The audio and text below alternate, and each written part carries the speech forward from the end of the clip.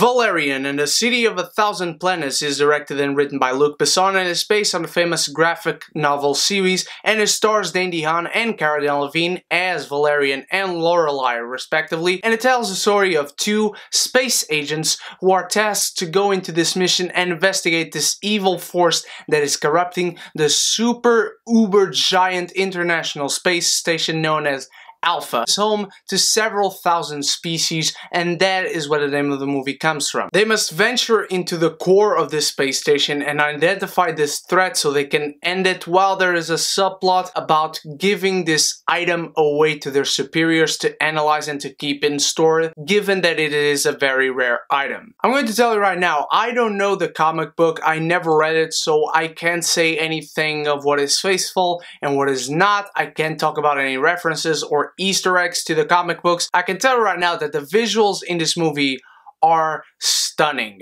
They range from excellent to flawless. Everything in this movie visually leaves you in awe. And not only the quality of the special effects, everything, the way the shot composition works, the creatures, the environments, everything feels real and lived in and gives you an immersive experience as far as the 3D is concerned. I gotta say, I did really enjoy the 3D of this movie, and everything just looks so pristine and incredibly done by very hardworking professionals. The costume design, production design, everything these characters wear, use, look at, everything looks real, and that is all to congratulate the hardworking people in this film. I would not be surprised if this film is nominated for some Oscars in these technical categories of costume design, set design, and visual effects. And the mythology and ideas surrounding this film and the whole universe that they've built for this are pretty damn interesting. There are lots of visual innovations in this film, and as far as using this mythology and these ideas for directing and for the story itself is pretty damn great. Luc Besson is an imaginative, bold, and innovative filmmaker, and he does show that a lot throughout this film. There are lots of sequences here that you can see the innovation in them, and you cannot accuse this film or Luc Besson of ripping them off of any other movie, because he makes it this film's own. It's so great to see some originality put by such a visionary filmmaker in this. There's a sequence where they're going into a market, and this market is set on a different dimension, and the way it works, they explain that very well, and they work with that very well. Also, some of the weapons in here are very well utilized as well to progress the story, and how the characters use them is very well done indeed. And also the creatures, they are vastly different and diverse, and they bring a lot to a movie. You can see all the different creatures, you cannot confuse any creatures with the other, and it's all very fresh to take in. Also, the acting in this movie, it ranges from silly and over the top to just good. Dane DeHaan, I think, is good in this film. I really enjoyed this man as an actor.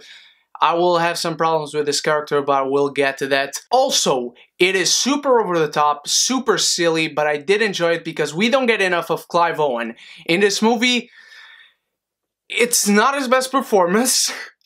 It's not the best character I've seen him play, but I tell you what, I did enjoy it because he went full Harrison Ford in this film with all his arms and his finger pointing, and all his expressiveness worked really well for me. I can tell you right now, not in the way the filmmakers intended.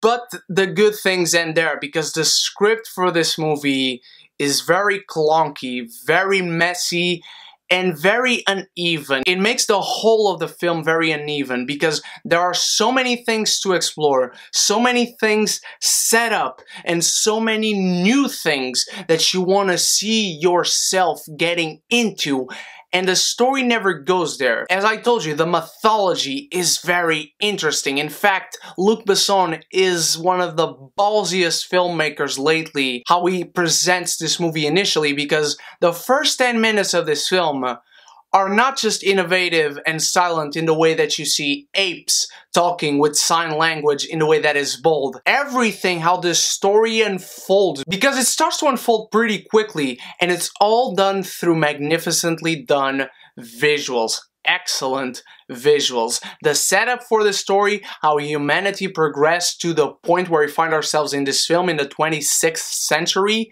is pretty damn fantastic, and it was exciting to get this prospect to the movie I was about to see. And unfortunately, the movie is not that good. Dane DeHaan, as I said, was good in this movie as an actor. I like him as an actor, but he plays this character who's supposedly a 9-year veteran with a perfect record, with no flaws on his record. He's a major in the special police that he works for, and he keeps screwing up in this film. Right away, the first mission, he screws up in a major way. And look, I want my characters throughout the film to screw up. That creates for drama and conflict. But I just don't buy this guy with this face, not looking older than I do, as a 9-year veteran of the special police with a perfect record when he keeps screwing up. Maybe just don't set him up like that. Maybe just have him be a really good agent who doesn't play by the rules, and he is good yet at what he does, and he can accomplish missions all the same. Also, Cara Delevingne. Look, I'm sorry, I respect her as a person, as a woman, as a model, as whatever else she does. She is not a good actress. Every line she speaks in this film sounds the same. She puts no emotion into it, or at least it feels like she puts no emotion into it. And the chemistry between them, I cannot say it's bad. I cannot say it's good because it doesn't exist.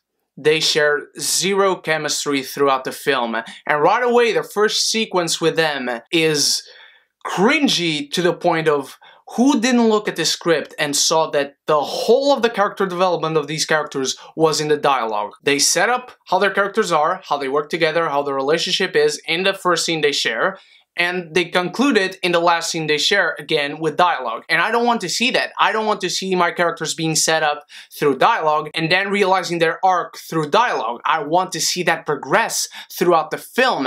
And they do have some pinpoints in the story where you see that they could have learned something, but I never feel like they change at any moment in the film. There's a mystery being played in this film, and it's not really a mystery because you know right away what is going on, who did it, how they did it, and whatnot. It just doesn't work as a mystery. Also, despite this movie being visually stunning in every conceivable way, there are countless moments where I found myself shaking my head in how bad the ADR is. Countless moments where the ADR is completely and utterly unprofessionally bad. There are moments where these characters have lines that you can hear and their mouths are not even moving. The comedy attempts of this movie are also pretty damn horrible, and this movie does have not one, not two, but 3 Jar Jar Binks. I will say this though, they did not bother me much because they are in this movie as much as Jar Jar Binks is in Revenge of the Sith.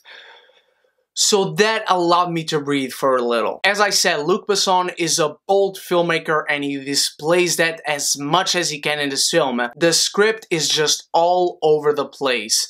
The story is uneven, the acting is uneven, the characters, their progression, and just about everything in this movie becomes uneven because of this script that seems that no one bothered to look at it, looking out for the plot holes and inconsistencies and missing story points that were there. I can totally see people enjoying Valerian, I can totally see a cult following being created and a fan base being generated, and maybe this will have a sequel. I don't know how the comics are like. I don't know if this was faithful or not. Valerian and the City of a Thousand Planets is just all over the place and I could not get myself into it. It's certainly not a movie I enjoyed, but I hope people who are fans of the comics do. But for me, it's just something that made me feel like Clark Gable.